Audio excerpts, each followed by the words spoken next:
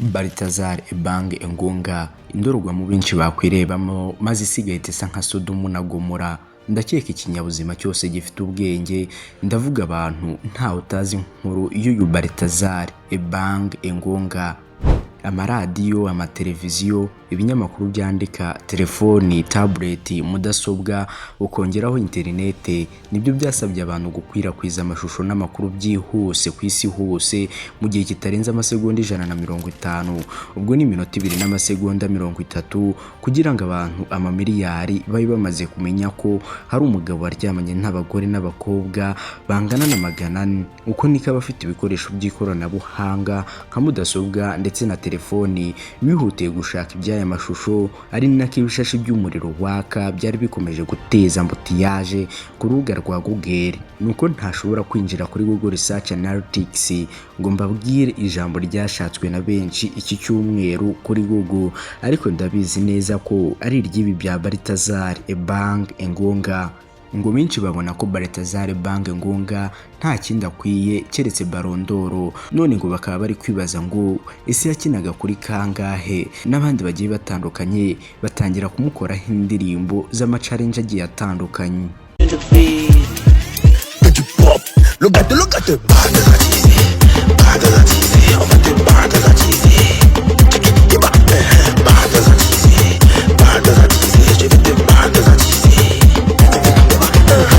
Mon argent, non, j'ai 22. Tu m'as barré pour un nouveau gars, il connaît. Tu voulais le travail, non, on t'a. Tu m'as demandé pour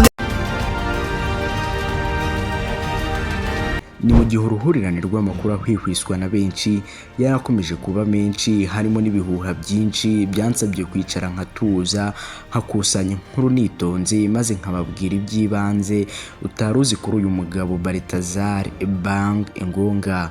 Ndabasuhuje kandi ari nako mbaye ikaze hano kuri Deep Media TV, ku isoko ndetse no ku gicumbi cy'ibyegeranyo byiza bigezweho, dore ko twibanda ku busesenguzi n'ubusizi mu myidagaduro, politike ndetse n'ubuzima rusange mu kinyarwanda cyumvwa na buri wese. Kano kantu ndagasubiramo gato, isi ni ibigezweho kandi natwe turi mu isi. Isi ni njyewe, ni wowe, ni twebwe, ni mwebwe, nibo.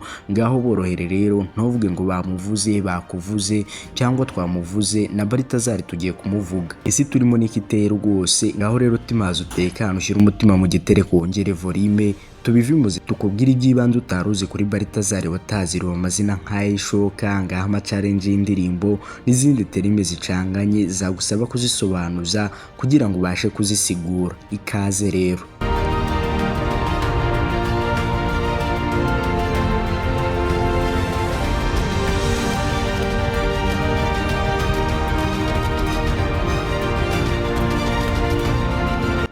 Ubundi Balthazar Ebang Engonga yari umuyobozi w'ikigo cya Guinea Equatoriale gishinzwe gukora iperereza ku mikoreshereze y'imari aricyo ANIF.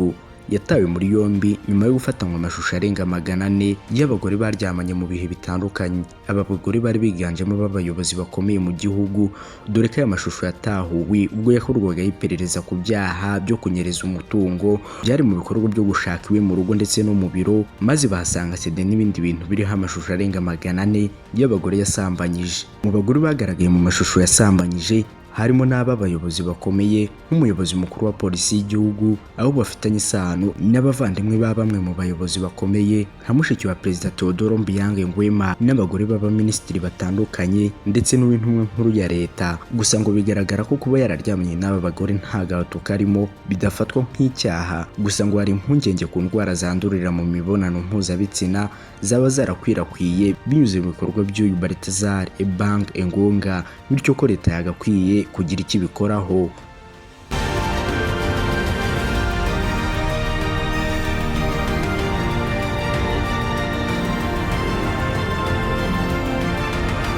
Guverinoma ya Guinea Equatoriale yashyizeho amabwiriza y'uko umuyobozi uzafatwa asambanira mu biro agomba guhagarikwa nta yandi mananiza kuko ngo byangiza icyizere bagirirwa n'abaturage. Visi Perezida Theodore Ngwema Obiang Mange wabinyujije ku rukuta rwa X yamaganye ibi bikorwa, ahamya ko ubunyamwuga n'ikinyabupfura ari iby'ibanze mu mikorere yabo kandi ko inzego z'ubutegetsi muri iki gihugu zishyize imbaraga mu kugarura iki cyizere. Bivugwa ko uyu Balthazar yabasigiye isura mbi, ndetse bivugwa ko Balthazar yabanje gukurikiranwaho no kunyereza umutungo w'igihugu no guhisha amafaranga kuri konti z'ibanga mu birwa byitwa Cayman.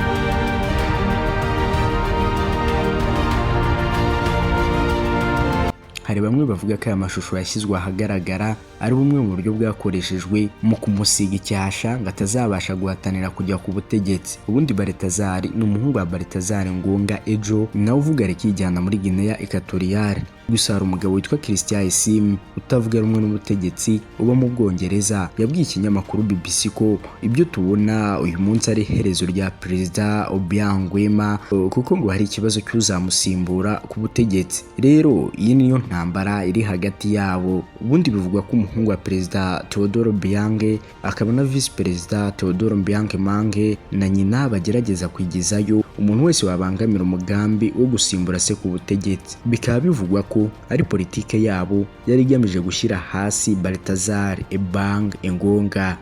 Perezida Theodore Obiang Nguema w'imyaka 82 yageze ku butegetsi mu 1979. Urumva neza ko amaze imyaka irenga 45 ku butegetsi. Uyu akaba ari nayo muyobozi uriho ku isi umaze igihe kinini ku butegetsi.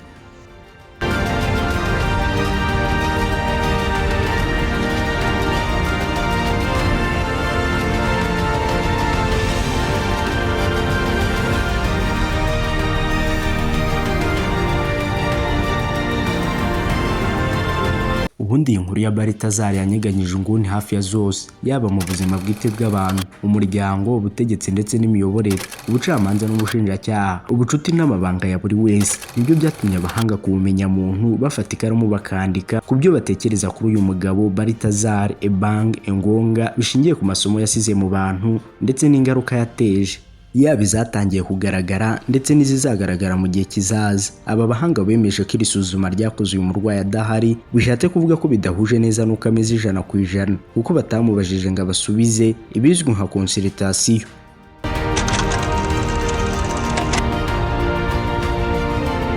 Aha bibanze ku burwayi rusange bakurikije ibimenyetso yagaragaje. Imvano y'ikibazo cya Balthazar abahanga bemeje ko gishingiye ku mikurire ye, ko ashobora kuba yaragize ubwana buruhanyije. Kuruhanya si ugukena gusa cyangwa kwangwa ndetse no gukubitwa gusa, ahubwo ni no kubaho uriho ariko utariho, ndavuga kuba uri hari kuri gato. Ugakura yewe ukikijwe n'ubukire bw'iwanyu ariko ntuhabwe umwanya w'umuto, dore ko umwana ari umutware. Reka mbisobanure neza. Ubuto bwe bushobora kuba bwariganjemo kwibagirana, kudateteshwa, kudahabwa umwanya ngo yibukwe, ahabwe keya nk'umwana ukiri muto, dore ko umwana ukiri muto akenera ngo imibereho n'imikurire bye bizagengwe n'ubwenge bumutoza gushyira mu gaciro, kuzibukira, kwihorera ndetse no kwifata.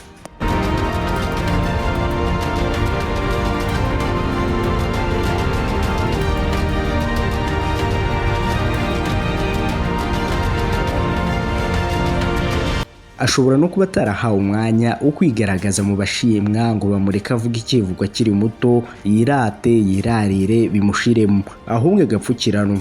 Nk'ibi rwose iyo bikubayeho bituma iyo umaze gukura ukagira n'amahirwe yo kubona abo uyobora utangira kubagaragarizaho ibyo utagaragaje ukiri muto. Uwo mujinya uvanze n'ipfunwe bibitswe iminsi bibyaza umusemburo utoborera mu kuzaba umunyagitugu, kutagira impuhwe cyangwa gukoresha igitsina cyane, uhohotera abandi, wihorera. Iki cyanyuma rwose biri kwemezwa ko aricyo gishobora kuba cyarabase uyu Balthazar Ebang Engonga.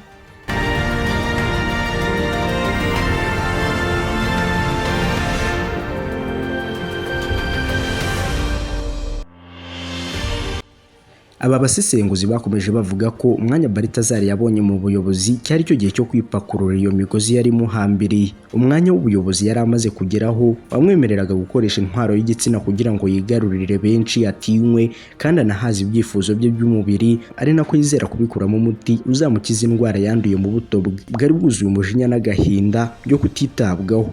Ni igishwa benshi batitaweho mu bwana cyangwa mu bugimbi bwabo bagira. Akenshi n'imitima yabo ibabwiriza ko kwishora mu mibonano mpuzabitsina adahawe umurongo aribyo bizatuma bahumeka neza, kuko baba bameze nk'abafunganye, mbese umuyoboro wabo uba warazibye ugomba kuziburwa. Ibi ni kimwe nk'ukoresha amahane ngo aruhuke, ukunda kwirarira ku bandi ngo baboneke akomeye. Byose bigira impamvu mu bwana bwacu kuba tutaritaweho neza.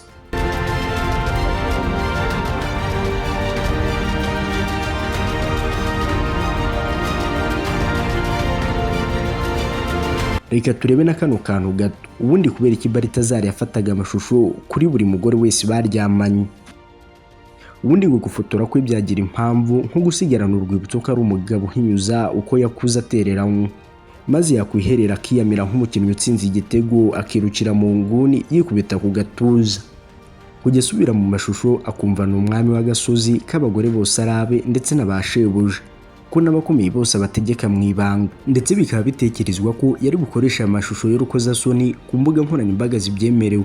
Ikindi gitekerezwa ni uko yari kuyakoresha atera ubwoba abagore n'abakobwa baryamanaga ngo bazahore mu kiganza cye kuko abafitiye amashusho. Urugero ruto kandi rwumvikana: uwakuze atereranywa akagera aho yicara, akora ibishoboka ngo umunsi yahavuye azakomeze kubaho neza, maze agatekinika akanyereza umutungo. Kuri we rero gufata bugwate abagore bakomeye byashoboraga kuzamutabara ejo hazaza aramutse abuze akazi, none habo bagore bagahorana ubwoba bakazamuvuganira ku bagabo babo bakazongera gusubizwa mu mwanya.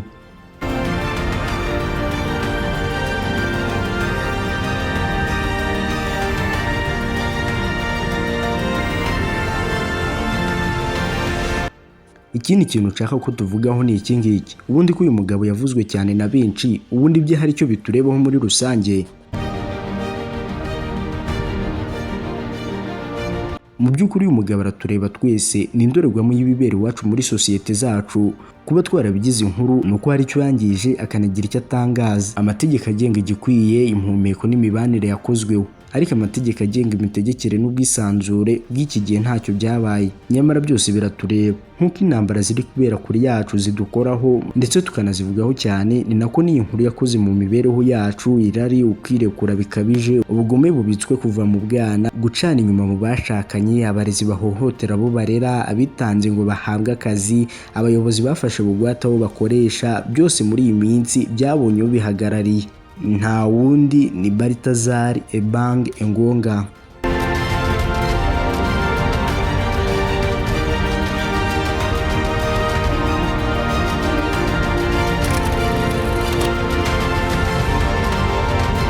Uyu mugabo yateje ingaruka zikomeye mu miryango imwe n'imwe.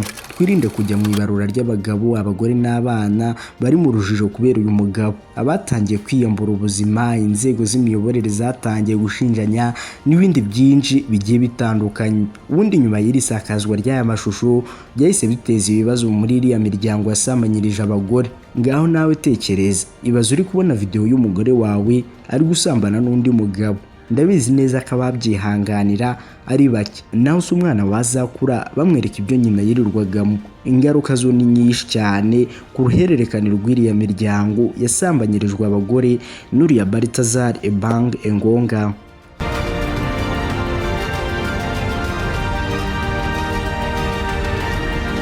Mbere yuko dusoza, ahubwo turebe iwacu mu Rwanda. Ese ni imiryango ingana iki isenyuka kubera ubu burwayi? Ni abagabo bangahe n'abagore bangana iki barwaye barya kandi bagikomeje kwica benshi? Ese ni bangahe bafatiwe muri za ofisi?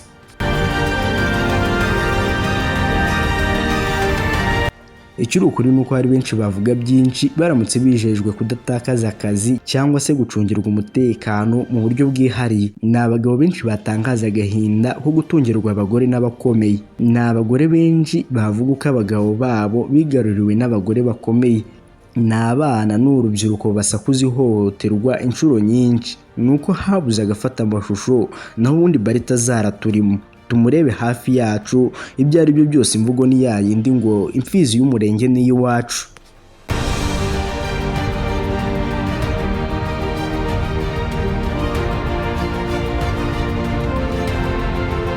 Mu gusoza turababwira umwanzuro aba bashakashatsi bavuze kuri Balthazar. Umwanzuro bafashe nta wundi ngo ubundi ngo igitera uramuhora iki, wakisha ikibumutera, burya ibyawo nta kavuro. Uwangiritse mu marangamutima amugara hatagaragara, akihimura ku baziranenge n'abanyamahanga karabamugaza. Nta muzima uduhagaze murega, kirekuba bimenya akigirira ubwoba, akiyumva, akababarira ibihe yabayemo, akiyunga n'abo babana birirwana bakorana. Naho ubundi wakwivuza akariyakira iyo ngendanyi agakiza n'abanyuze mu bamukijije. Niba uri umunyarwenya akomeza igiparu kuri iyi nkuru,